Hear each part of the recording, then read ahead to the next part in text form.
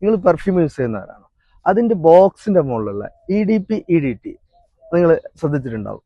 അതെന്താണെന്നുള്ളത് നിങ്ങൾക്ക് അറിയാം? ഇല്ലെങ്കിൽ ഞാൻ പറഞ്ഞുതരാം. ഞാൻ അഷ്റഫ്, ഞാൻ പെർഫ്യൂം ഫീൽഡിൽ വർക്ക് ചെയ്യുന്ന ഒരാളാണ്.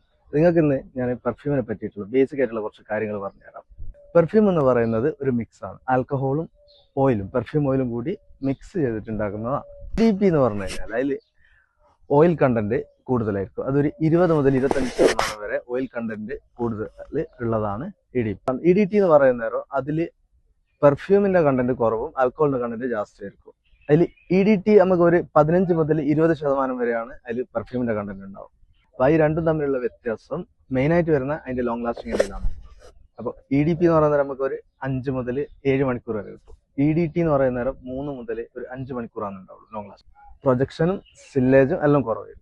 ഇതിൽ ഏറ്റവും ടോപ്പ് വരുന്ന വേരിയന്റ് ആണ് പെർഫ്യൂം. പെർഫ്യൂം എന്ന് പറയുമ്പോൾ അതിൽ 30 മുതൽ ഒരു 40% വരെ ഓയിൽ കണ്ടന്റ് ആയിരിക്കും.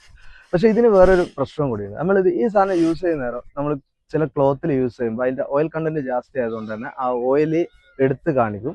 അപ്പൊ അതുകൊണ്ട് നമ്മൾ ഡ്രസ്സിൽ ഉപയോഗിക്കുന്നവരെ ശരിക്കും ശ്രദ്ധിച്ച് യൂസ് ചെയ്യുക.